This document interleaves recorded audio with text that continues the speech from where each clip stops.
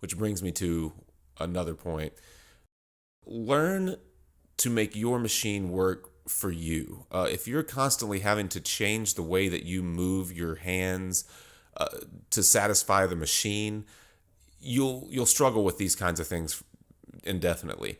So if your machine isn't working the way that you like to work, change machines, learn to tune the thing, send it off to someone, get in contact with a builder that can build something that is willing to work with you and get it tuned to run the way that you'd like for it to run.